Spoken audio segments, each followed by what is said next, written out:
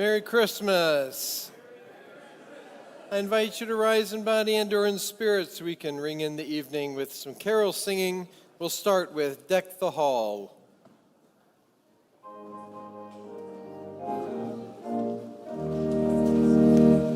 Deck the hall with boughs of holly, fa la la la la la la la. 'Tis the season to be jolly, fa la la la la la la la la. Don we now our gay apparel, fa la la.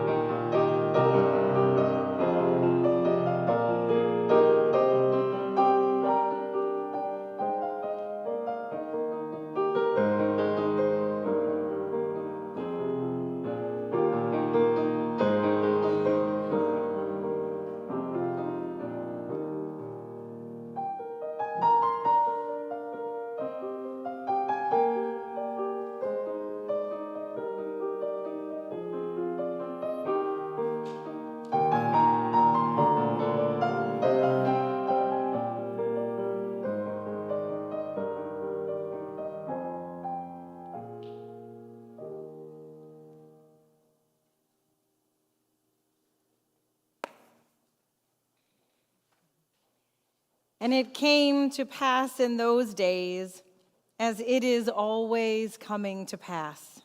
On any ordinary day, in any ordinary place.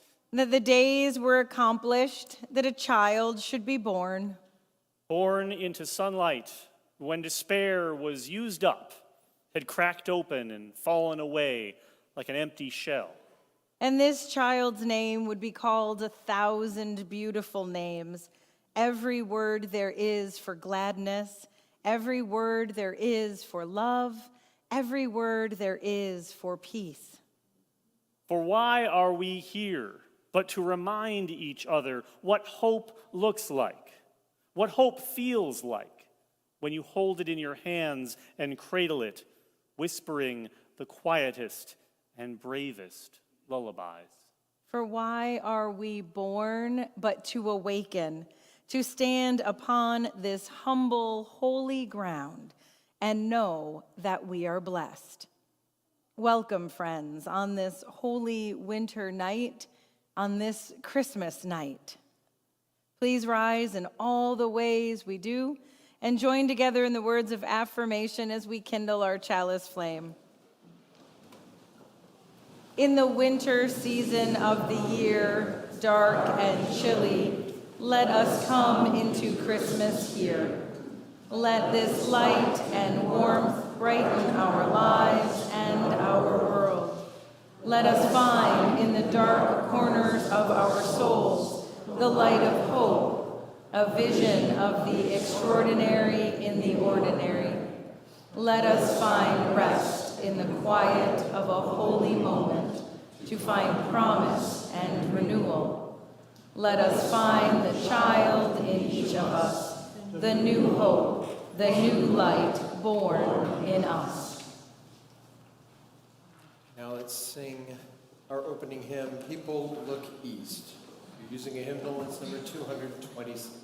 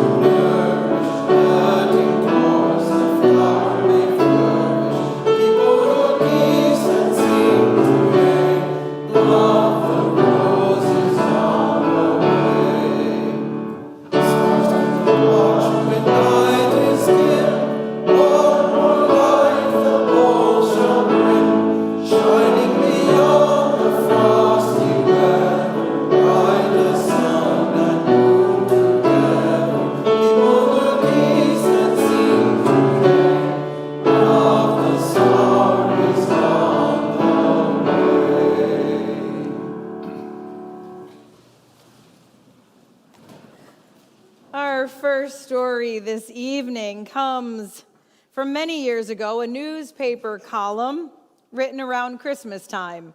In this letter from 1948, Dr. Lecoq, writing under the pseudonym of Simeon Stylites, pinpoints some of his thoughts on a familiar old Christmas carol. Dear Sir, with Christmas coming up, may I remind you that there is no carol that offers more fun for a few people singing together, whether they can sing or not, than the old standby, the 12 Days of Christmas.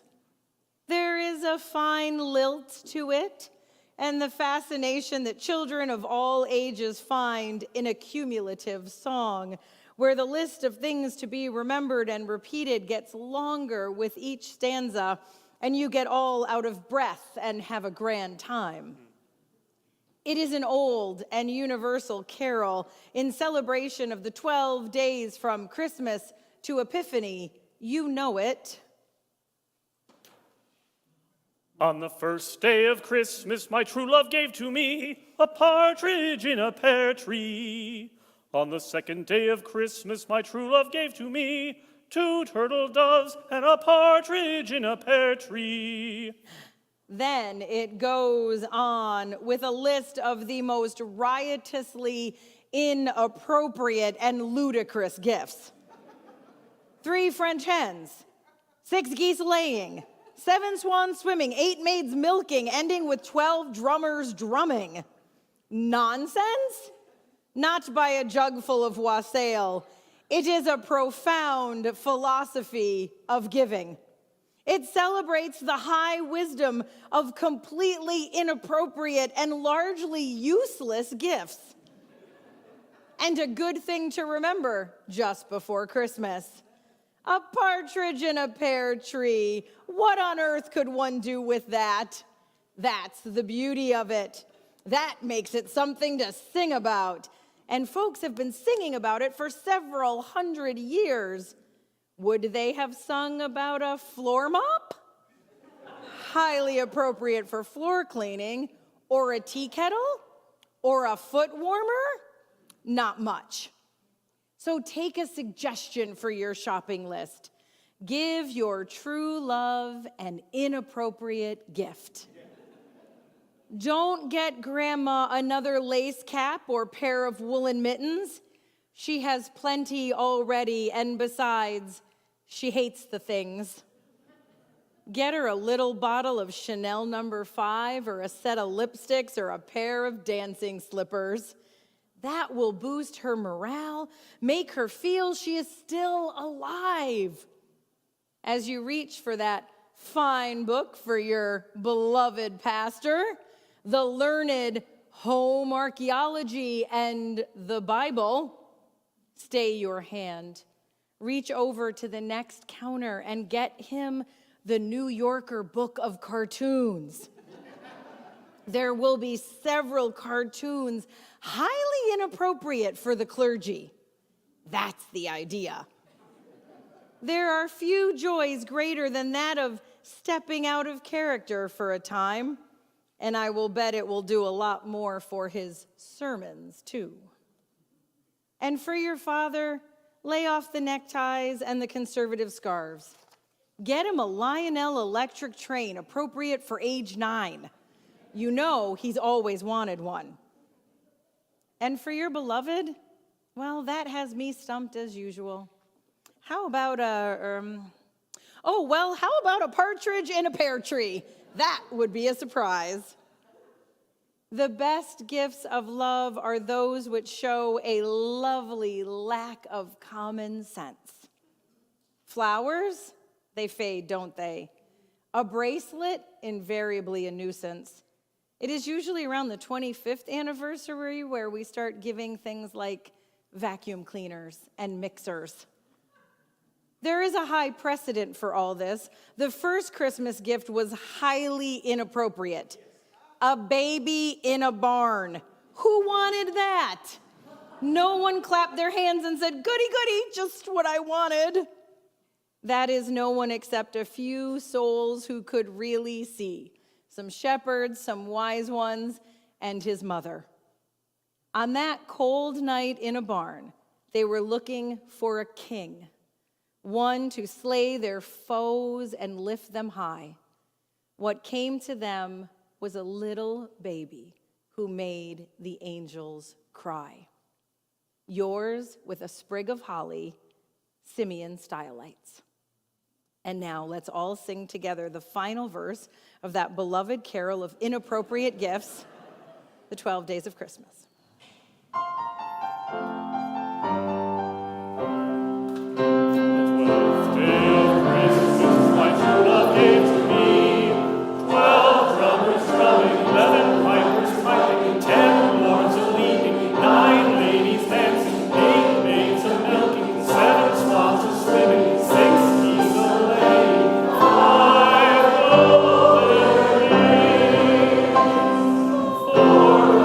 Words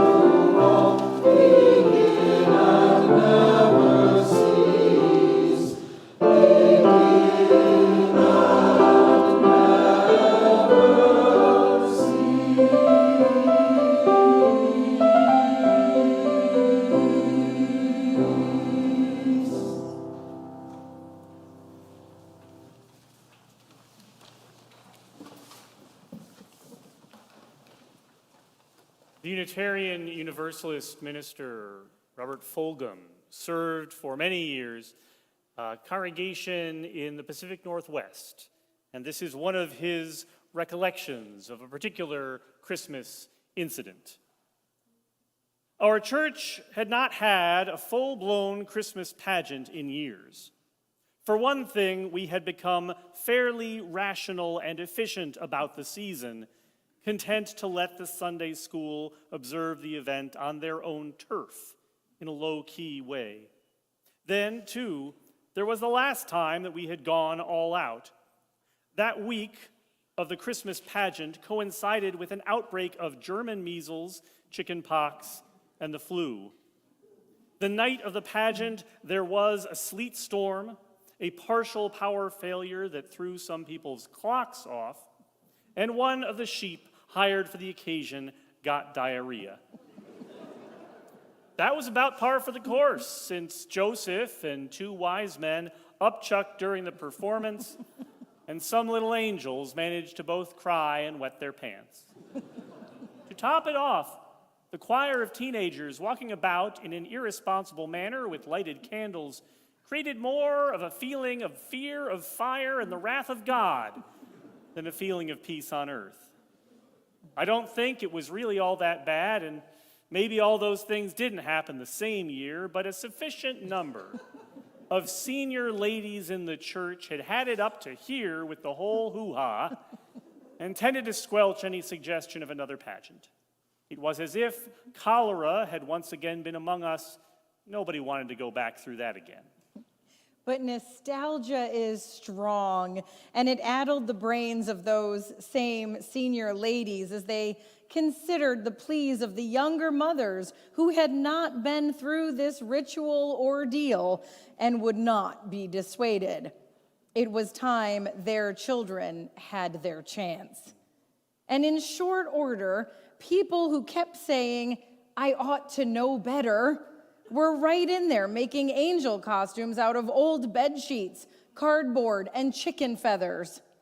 Just the right kind of bathrobes could not be found for the wise men, so some of the fathers went out and bought new ones and backed a pickup truck over them to age them a bit. One of the young mothers was pregnant, and it was made clear to her in loving terms that she was expected to come up with a real newborn child by early December. She vowed to try. An angel choir was lashed into singing shape. A real manger with real straw was obtained. And while there was a consensus on leaving out live sheep this time, some enterprising soul managed to borrow 2 small goats for the evening. The real coup was renting a live donkey for the Mother Mary to ride in on. None of us had ever seen a live donkey ridden through a church chancel, and it seemed like such a fine thing to do at the time. We made one concession to sanity, deciding to have the thing on a Sunday morning in the full light of day, so we could see what we were doing and nobody in the angel choir would get scared of the dark and cry or wet their pants. No candles either. And no full rehearsal. These things are supposed to be a little hokey anyhow, and nobody was about to go through the whole thing twice. The great day came and everybody arrived at church. Husbands who were not known for regular attendance came, probably for the same reason they would be attracted to a nearby bus wreck. It wasn't all that bad, really, at least not early on.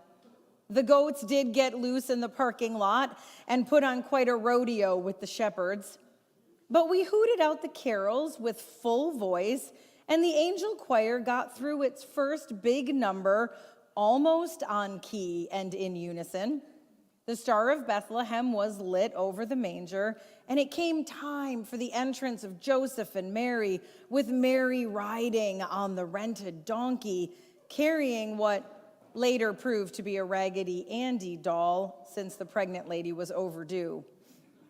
It was the donkey that proved our undoing. The donkey made 2 hesitant steps through the door of the chancel, took a look at the whole scene, and seized up. Locked his legs, put his whole body in a cement condition well beyond rigor mortis, and the procession ground to a halt. Now, there are things you might consider doing to a donkey in private to get it to move, but there is a limit to what you can do to a donkey in church on a Sunday morning in front of women and children. Jerking on his halter and some wicked kicking on the part of the Virgin Mary had no effect.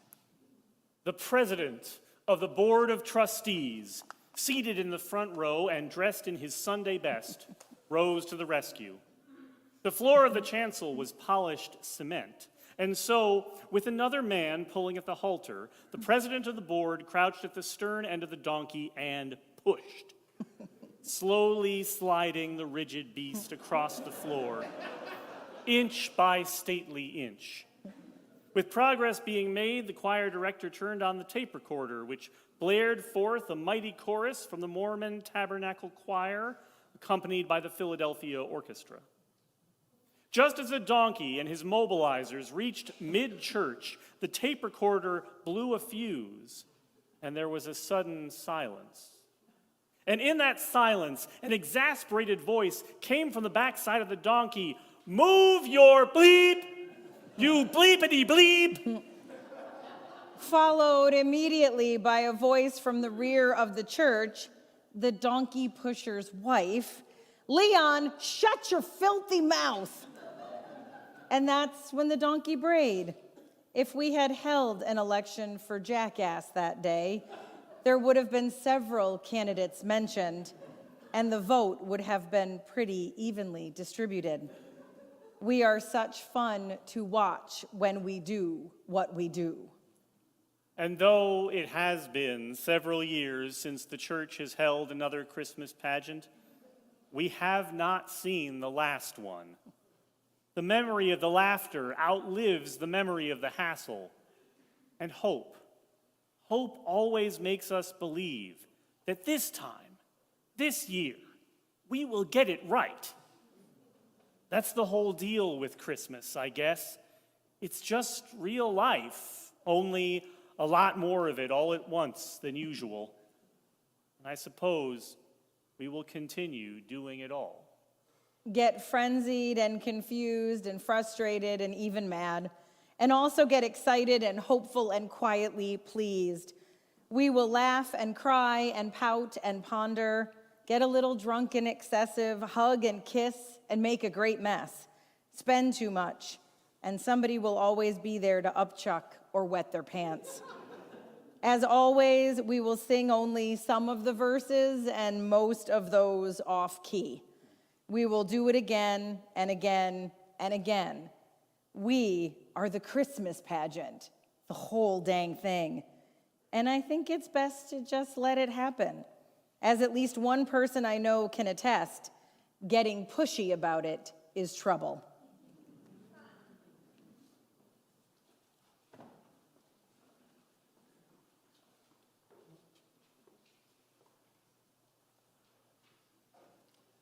Let's once again rise in body and/or in spirit so we can sing O Little Town of Bethlehem. In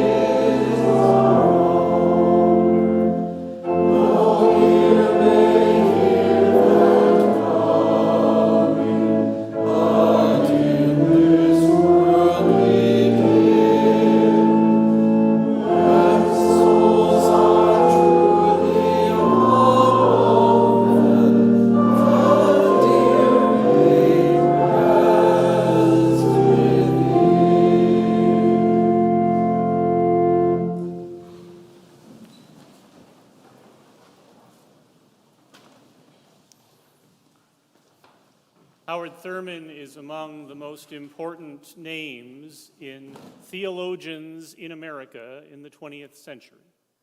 And among his many famous subjects of writing, from his own personal Christian theology, his tracts on social justice and civil rights and interreligious dialogue, he was also someone who had quite a lot to say about Christmas.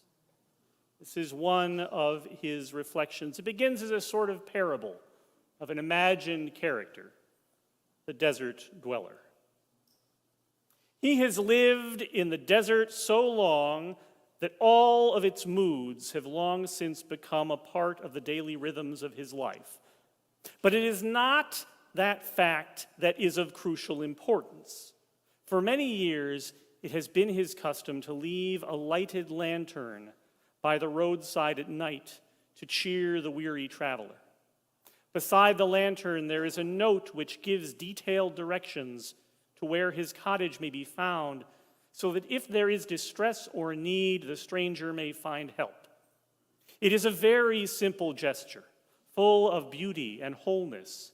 To him, it is not important who the stranger may be. It is not important how many people pass in the night and go on their way. The important thing is that the lantern burns every night, and every night the note is there, just in case. Years ago, walking along a road outside Rangoon, I noted at intervals along the way a roadside stone with a crock of water and occasionally some fruit. Water and fruit were put there by Buddhist priests to comfort and bless any passerby, one's spiritual salutation to another. The fact that I was a traveler from another part of the world, speaking a strange language and practicing a different faith, made no difference. What mattered was the fact that I was walking along the road. What my mission was, who I was, all irrelevant. In your own way, do you keep a lantern burning by the roadside with a note saying where you may be found, just in case? Do you place a jar of cool water and a bit of fruit under a tree at road's turning to help the needy traveler? God knows the answer, and so do you.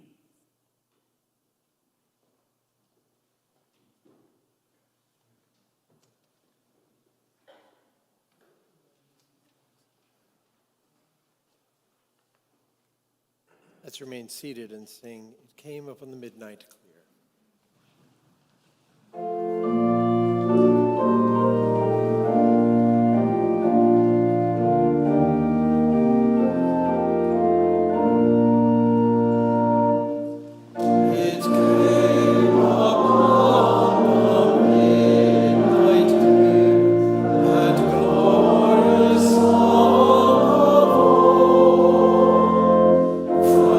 Angels bending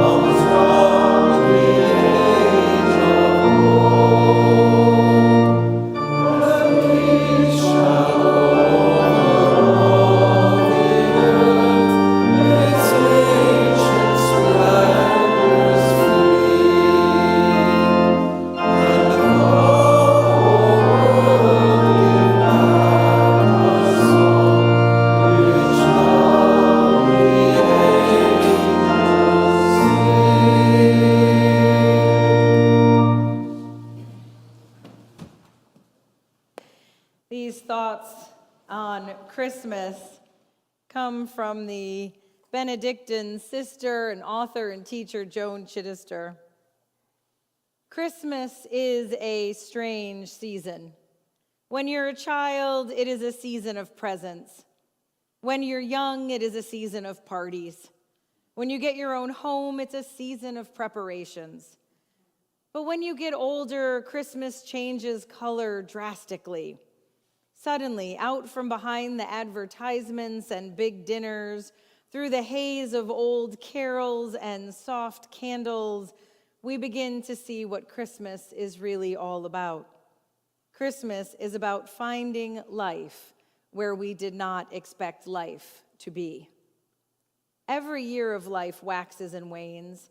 Every stage of life comes and goes. Every facet of life is born and then dies. Every good moment is doomed to become only a memory. Every perfect period of living slips through our fingers and disappears. Every hope dims and every possibility turns eventually to dry clay until Christmas comes again. Then we are called at the deepest, most subconscious, least cognizant level to begin to live again. Christmas brings us all back to the crib of life to start over, aware of what has gone before, conscious that nothing can last, but full of hope that this time, finally, we can learn what it takes to live well, grow to full stature of soul and spirit, and get it right. There is a child in each of us waiting to be born again. It is to those looking for life that the figure of the newborn babe in the manger beckons. Christmas is for those who refuse to give up and grow old, for those to whom life comes newly each and every day, for those who can let yesterday go so that life can be full of new possibility always, for those who are agitated with newness, whatever their age. Life is for the living, and for those in whom Christmas is a feast without finish. It is a celebration of beginning again, holding the constancy of change and listening once more to a call to begin again the journey to human joy and holy meaning. Merry Christmas, friends. May we believe in the magic of Christmas, and may we all find life and light once again.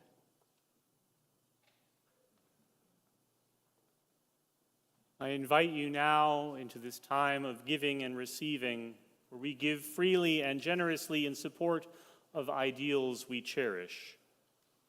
Our gifts from this and all of our holiday services go to provide a great deal of the funding that runs Just Dane's eviction prevention program.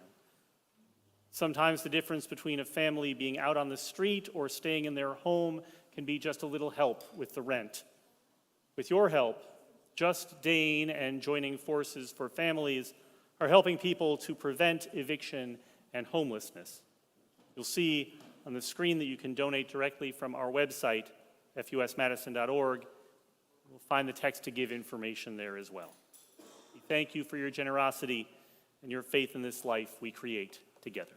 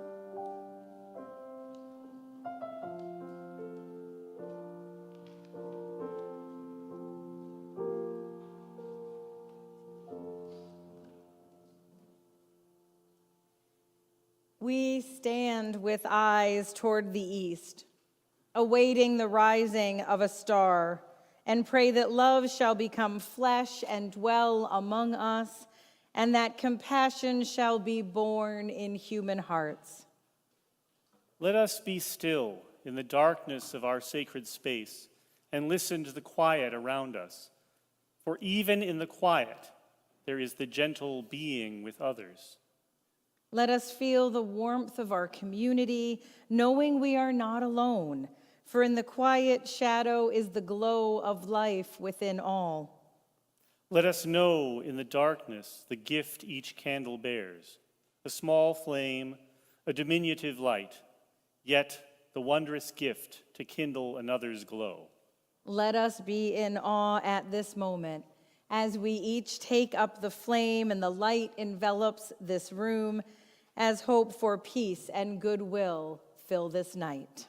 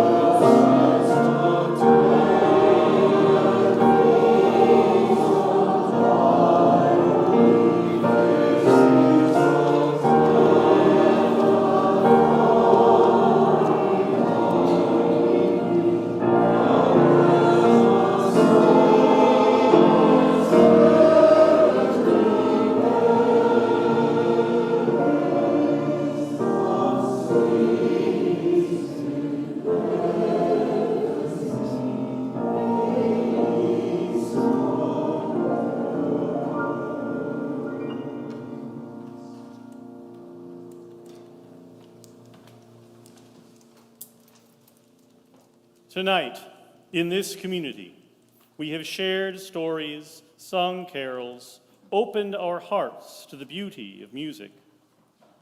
Tonight, we have turned to one another, lighting each other's candles in the dark. Tonight, we have dared to hear a message of hope, spoken once again against the challenge of the world. Soon it will be time to extinguish your candles and depart, to go forward to our lives and to the world. May you carry this light with you in your heart as you go. May joy be your companion, whether you are with others or alone. May love be your strength, and may the gift of community dwell in your heart. On this night of deep darkness and indestructible hope, we wish you peace, goodness, and joy this night and always. Good night, Merry Christmas, peace and goodwill to you all.